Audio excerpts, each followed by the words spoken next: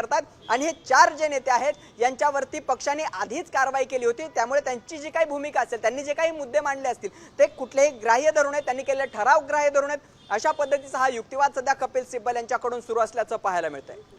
परत आपण बघतोय की कपिल सिब्बल सातत्याने एका मुद्द्यावर जोर देत आहेत की विधिमंडळ पक्षात फूट हा राजकीय पक्षात फूट असू शकत नाही असा मुद्दा त्यांनी मांडलाय आणि त्याचप्रमाणे 21 जूनच्या पत्राचा सातत्याने कपिल सिब्बल यांच्याकडून उल्लेख केला जातो। 21 जून रोजीचं जे पत्र होतं ते कपिल सिब्बल यांनी सादर केलंय। नक्की हे पत्र काय आणि याचा या संपूर्ण युक्तिवादाशी कसा परिणाम होऊ शकतो?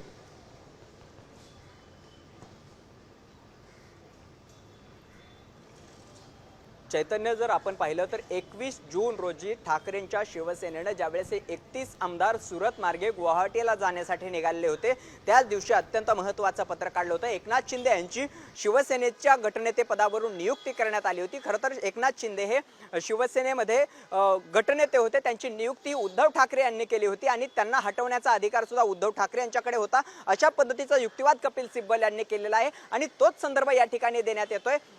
ते जे पत्र होतं ते एकनाथ शिंदे यांना हटवण्यासंदर्भात होतं आणि एकनाथ शिंदे यांच्या जागी अजय चौधरी यांच्या नियुक्ती संदर्भातील हे पत्र होतं। खरं तर आणखी एक महत्त्वाचा मुद्दा या सगळ्याबाबत व्हीप लागू करण्यासंदर्भात आणि बैठक बोलवण्यासंदर्भात सुद्धा उद्धव ठाकरे यांनी एक व्हीप जारी केला होता, त्याचा सुद्धा या पत्रामध्ये समावेश होता आणि हेच पत्र सध्या कपिल सिब्बल यांच्याकडून या पत्राचा उल्लेख जो आहे तो सुप्रीम कोर्टामध्ये केला जातोय आणि त्यामुळेच आता एकनाथ शिंदे यांच्या शिवसेनेच्या जे काही आहे त्या अडचणी वाढण्याची शक्यता सुद्धा आहे।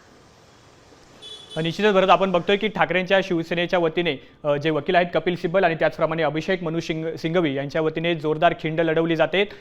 तानाजी सावंत, उदय सामंत आणि पाटील यांनी पक्षविरोधी कारवाई केल्याचा सातत्यानं कपिल सिब्बल जे आहे ते या युक्तिवादात नमूद करत असल्याचं आपल्याला पाहायला मिळतंय। त्याचप्रमाणे जो महत्त्वाचा मुद्दा या ठिकाणी सातत्याने अधोरेखित होतोय तो म्हणजे विधिमंडळ पक्षात फूट पडली, याचा अर्थ राजकीय पक्षात फूट पडली असं होत नाही, अशा प्रकारचा युक्तिवाद हा कपिल सिब्बल यांच्याकडून केला जातोय। सुप्रीम कोर्टात आता सध्या सुनावणी सुरू आहे। भरत, नवीन काही सध्या अपडेट्स आपल्यापर्यंत येत आहेत का?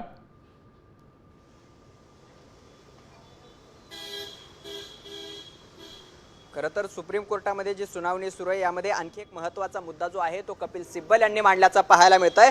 तो मुद्दा आहे 2018च्या घटनेवर ही सगळी केस अवलंबून आहे असं कपिल सिब्बल यांनी सुप्रीम कोर्टामध्ये म्हटलेलं आहे, ज्यामध्ये त्यांनी असं म्हटलंय की 2018ची घटना ही महत्त्वाची ठरते, मात्र या घटनेकडे निवडणूक आयोगाने पाहिलंच नाही असा सुद्धा मुद्दा आहे तो कपिल सिब्बल यांनी या ठिकाणी मांडल्याचा पाहायला मिळतंय।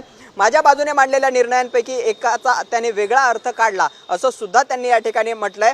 सर्व निकालांमध्ये राजकीय पक्षातील फुटीबद्दल चर्चा केली होती, विधिमंडळ क्षेत्राबद्दल नाही। अत्यंत महत्त्वाचा असा युक्तिवाद आहे। खरं तर त्यांनी असं म्हटलं की आतापर्यंत सुप्रीम कोर्टामध्ये, निवडणूक आयोगामध्ये, विधानसभा अध्यक्षांसमोर या सगळ्यांसमोर जी चर्चा केली होती ती राजकीय पक्षातील फुटी संदर्भातील होती, विधिमंडळ पक्षातील फुटी संदर्भातील नव्हती असा सुद्धा तोच संदर्भ आता या ठिकाणी सुप्रीम कोर्टामध्ये कपिल सिब्बल यांच्याकडून मांडला जातोय। माझ्या बाजूने मांडलेल्या 2 निर्णयांपैकी एकाचा वेगळा अर्थ काढला असं सुद्धा कपिल सिब्बल यांनी म्हटलेलं आहे आणि हाच मुद्दा सध्या सुप्रीम कोर्टामध्ये युक्तिवाद करताना कपिल सिब्बल यांच्याकडून मांडला जातोय। निवडणूक आयोगाचा अर्थ लावणारा दृष्टिकोन परिच्छेद 15च्या विरोधात आहे, त्याने विधिमंडळ क्षेत्रातील फुटीलाच मूळ पक्षात फूट म्हणून मान्यता दिली।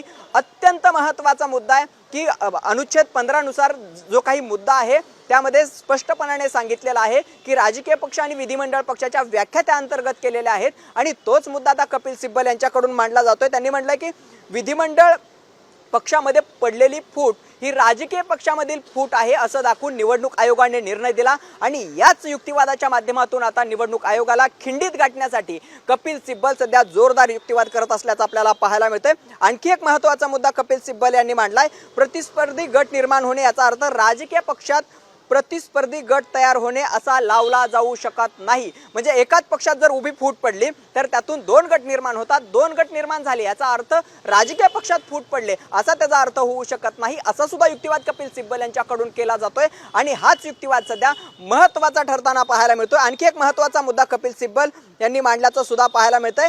कपिल सिब्बल यांनी माजी सरन्यायाधीश धनंजय चंद्रचूड यांच्या निरीक्षणाचा सुद्धा संदर्भ या ठिकाणी दिल्याचा आपल्याला पाहायला मिळतोय। कपिल सिब्बल यांनी म्हटलंय की जेव्हा ही अपात्रतेची याचिका दाखल करत होतो तेव्हा दुसरा गट म्हणू शकतो की माझ्याकडे 1/3 बहुमत आहे, 2/3 बहुमत आहे, मात्र लोकप्रतिनिधी कायद्यानुसार आरपी ऍक्ट नुसार कलम 29 आवश्यक आहे आणि यामध्ये स्पष्टपणे म्हटलंय की प्रत्येक आदेशामध्ये सिम्बॉल ऑर्डर विधिमंडळ पक्षाचा उल्लेख नाही. फूट ही मूळ राजकीय पक्षात पडली पाहिजे. त्यानंतर 1/3 आमदार आपला बचाव मांडू शकतात.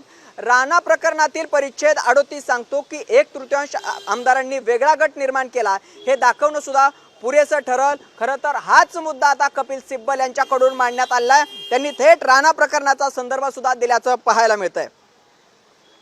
तुम्ही हा जो उल्लेख करताय राणा प्रकरण, तर त्याच्याबद्दल तुम्ही अधिक माहिती सांगू शकता का? तसंच कपिल सिब्बल आता जी काही कोर्टामध्ये बाजू मांडतायत त्याच्यामधनं असंच समोर येत आहे की इलेक्शन कमिशनवरच ते ताशेरे ओढत आहेत, इलेक्शन कमिशनच्या भूमिकेवरच ते सातत्यानं प्रश्नचिन्ह उपस्थित करतायत. राजकीय पक्ष मधली ही फूट नाहीये असं सुद्धा कपिल सिब्बल वारंवार कोर्टाला सांगतायत.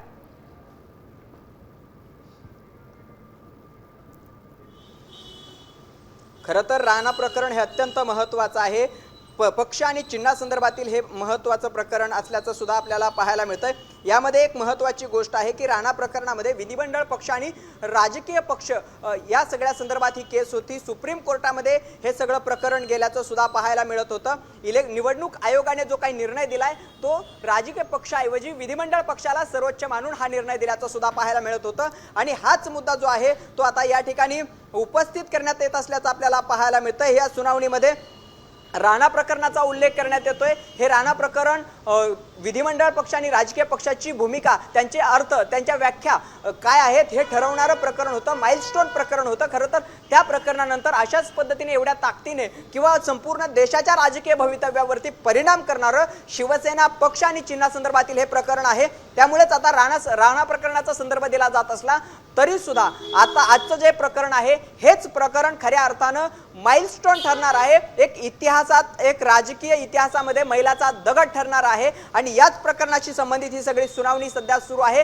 कपिल सिब्बल यांच्याकडून राणा प्रकरणाचा उल्लेख केला जात असला तरी त्यामध्ये 1/3 किंवा 2/3 आमदार आपलं वेगळा गट निर्माण करून ज्यावेळेस पक्षावरती दावा सांगण्याचा त्यांना अधिकार नाही अशा पद्धतीचा युक्तिवाद किंवा अशा पद्धतीचा निर्णय राणा प्रकरणामध्ये देण्यात आला होता. आणि तोच संदर्भ सध्या कपिल सिब्बल यांच्याकडून देण्यात येतोय. कपिल सिब्बल सध्या राणा प्रकरणाचा उल्लेख करतायत आणि त्यामध्ये एक महत्त्वाचा मुद्दा त्यांनी मांडलेला आहे. आमदारांच्या 2 भूमिका असतात. मूळ राजकीय पक्षाने सदस्य म्हणून आणि दुसरी विधिमंडळ पक्षाने त्यांना सदस्य म्हणून नियुक्त केल्यानंतरची 1/3 आमदारांनी वेगळा गट स्थापन करणं हे मूळ राजकीय पक्षात फूट पडल्याचा निष्कर्ष काढण्यासाठी पुरेसं ठरलं. हा युक्तिवाद न्यायालयाने त्या प्रकरणामध्ये फेटाळून लावला होता ज्यावेळेस राणा प्रकरणामध्ये हा युक्तिवाद करण्यात आलेला होता. त्यानंतर दुसरा महत्त्वाचा मुद्दा न्यायालयाने स्पष्ट केलाय. त्यामध्ये त्यांनी म्हटलं की 2 वेगवेगळ्या अटी स्पष्ट आहेत. पहिली म्हणजे मूळ राजकीय पक्षात पडलेली फूट आणि दुसरी म्हणजे विधिमंडळ पक्षातून 1/3 आमदारांचा गट वेगळा होणं. केवळ विधिमंडळ पक्षात फूट पडली म्हणून राजकीय पक्षातील फूट वेगळी सिद्ध करण्याची गरज नाही. हा युक्तिवाद न्यायालयाने स्पष्टपणे फेटाळला होता. जे राणा प्रकरणाचा संदर्भ दिला जातोय त्या प्रकरणाशी संदर्भातील हे मुद्दे आहेत.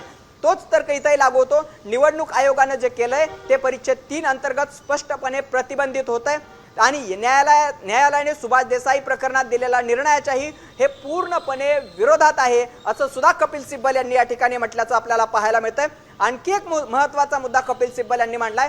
विधिमंडळ पक्षाच्या आधारे राजकीय पक्षात फूट पाडल्याचा निष्कर्ष काढण्यासाठी आयोगाने 2 निकालांचा आधार घेतला, परंतु त्या दोन्हीपैकी कोणताही निकाल या युक्तिवादाचं समर्थन करत नाही. 2 निकाल कोणते?